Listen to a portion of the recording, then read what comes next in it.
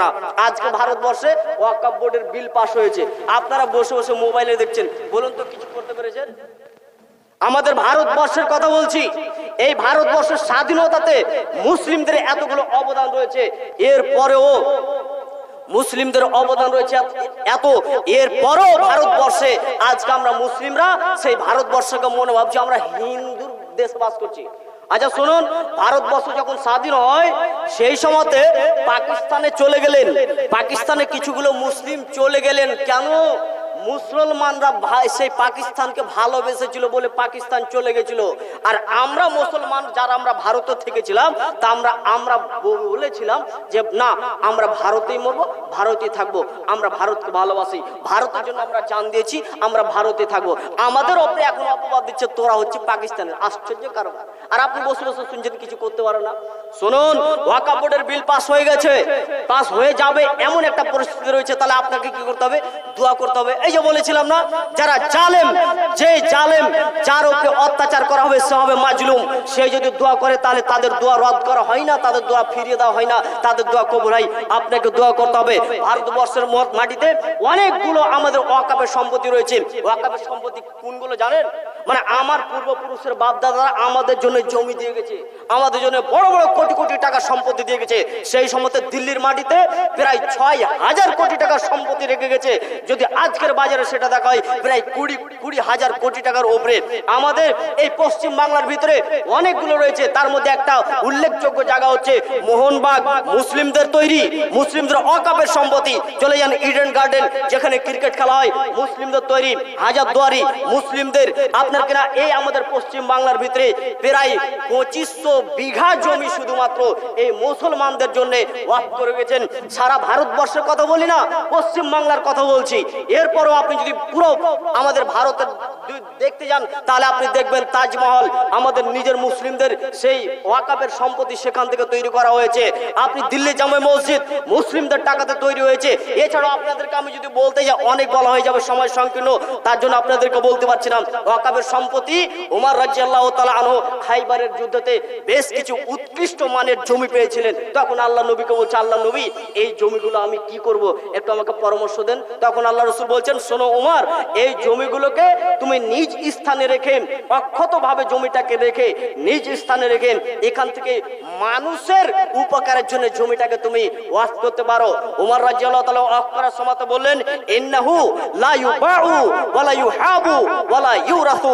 শোনো, তোমরা এই জমিটাই আমি তোমাদের জন্য ওয়াকফ করলাম, এটাকেও বিক্রি করতে পারবে না, এটাকেও হাদিয়া বা এটাকেও দান করতে পারবে না, এটার উত্তরাধিকারী কেউ হতে পারবে না। আমাদের বাবার সম্পত্তি এই ভারতবর্ষে রেখে গেছে। ভারতবর্ষে ওয়াকফ সম্পত্তি আছে মানে এই ভারতবর্ষে মুসলিমদের আমাদের একটি তারওয়াল। ভারতবর্ষে মুসলিমদের সম্পত্তি আছে।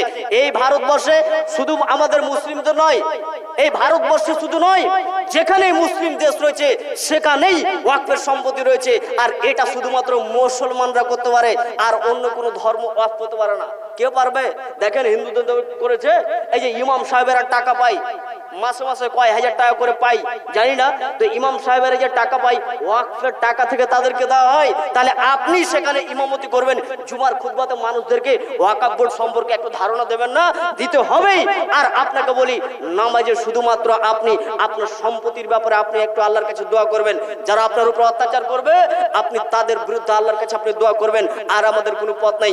যদি আপনাদেরকে ডাকা হয় যে কালকে তোমাদেরকে এই ওয়াকফ বোর্ড সম্পর্কে নিয়ে আন্দোলন করতে হবে, তাহলে আন্দোলনে বের হতে হবে। শুনুন, আন্দোলন যদি হয়ে যায়, আন্দোলন যদি বের হয়ে যায়, এমনও হতে পারে তাকে দেশও ছাড়তে হবে। দেখতে পেলেন না পাশের দেশ বাংলাদেশ আন্দোলনের দেশ ছেড়ে পালিয়ে গেল। দেখতে পেলেন না শ্রীলঙ্কাতে আন্দোলনের ঠেলাতেই দেশ ছেড়ে পালিয়ে গেল। যাই হোক, সম্মানিত দিনী ভাই, বলছিলাম যে জুলুম, অত্যাচার ভয়াবহ একটি পাপ। আর অনেক কথা রয়েছে অত্যাচার সম্পর্কে।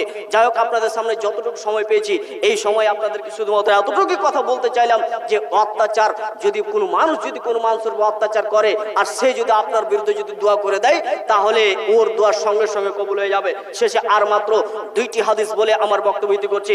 এক, আবু হুরায়রা রাদিয়াল্লাহু তাআলা আনহু বলেন, রাসূল সাল্লাল্লাহু আলাইহি সাল্লাম বলেন, ওয়াল্লাহি লা ইউমিনু ওয়াল্লাহি লা ইউমিনু ওয়াল্লাহি লা ইউমিনু। আল্লাহ রাসূল বলেন আল্লাহর কসম ওই ব্যক্তি মুমিন নয়, আল্লাহর কসম ওই ব্যক্তি মুমিন নয়, আল্লাহর কসম ওই ব্যক্তি মুমিন নয়। কি লামান ইয়া রাসূলুল্লাহ, আল্লাহ নবী কে ওই ব্যক্তি? তখন আল্লাহ রাসূল বলেন আল্লাযী লা ইয়ামানু জারাহু বাওয়াইকা, ওই ব্যক্তি মুমিন নয় যে তার কষ্ট থেকে তার পড়োশী শান্তিতে পায় না। ওই ব্যক্তি মুমিন নয় যে তার পড়োশীকে কষ্ট দেয়। ওই ব্যক্তি মুমিন নয় যে তার পড়োশীকে কষ্ট দেয়। আপনার পড়োশীর একটা ছাগলে একটা ভুট্টার গাছ খেয়েছে, তার জন্য বকরিটাকে নিয়ে ছাগলটাকে নিয়ে ঠ্যাঙ্গাত ভেঙে ঝগড়া শুরু। একটু সহ্য হয় না? একটু ধৈর্য ধারণ করতে পারেন না? আর ওই ছাগলটা যদি খেয়েও নেয়, ভাই ভাই মানে কি? ভাই ভাই মানে কি? আপনি ট্রেনে যাচ্ছেন, কোথায় যাবেন? বলে দিল্লি যাব। তো আপনি ট্রেনে আপনার ব্যাগটাকে নিয়ে আপনি বসেছেন দিল্লিতে যাওয়ার জন্য, তখন আপনার পাশে আর একটা লোক বসে গেছে, কোথায় যাবেন গো? দিল্লি। আরে দিল্লি যাবেন? কোথায়? বলে ওই রকম একটা জায়গাতে, মসজিদে। বলে আমি ওই দিল্লি জামে মসজিদে যেতে যাচ্ছি। তাহলে একই স্থানে আমিও যাচ্ছি, এও যাচ্ছি। একে আমি চিনি না, কিন্তু এ আমার সিটে পাশে বসাতে আমি এর সঙ্গে আমার একটা ভালো পরিচয় হয়ে গেল। আমাদের দুইজনেরই উদ্দেশ্য হচ্ছে আমরা যাব দিল্লি, দুইজনেরই উদ্দেশ্য আমরা যাব একই জায়গাতে। তখন আমরা দুজন একে অপরে বলছি ভাই আমি ট্রেন থেকে যদি নামি তাহলে আমার ব্যাগটা তুমি দেখছো। আচ্ছা ঠিক আছে, বলতে হবে না। ও যখন নামছে তখন বলছে আমার ব্যাগটা দেখো, বলতে হবে না। যদি একটা চায়ের ওর চা খাওয়ার ইচ্ছা হচ্ছে তো বলছে ওকে একটা চা দাও। কেন? এখন আমরা আমাদের উদ্দেশ্য কি? সব আমরা দুজনেই যাব দিল্লিতে।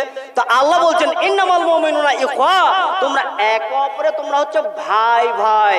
তো আমারও উদ্দেশ্য জান্নাত, তোমারও উদ্দেশ্য জান্নাত। তাহলে তোমার পড়োশীর সাথে এত ঝগড়া কেন? আমারও উদ্দেশ্য জান্নাত যাব, তোমারও উদ্দেশ্য জান্নাত যাব, তাহলে পড়োশীর সঙ্গে এত খারাপ আচরণ কেন? খবরদার না। ভাই ভাই মানে তোমরা তোমাদের ভাইয়ের সম্মান, আত্মমর্যাদা, এটাও তোমার দায়িত্ব।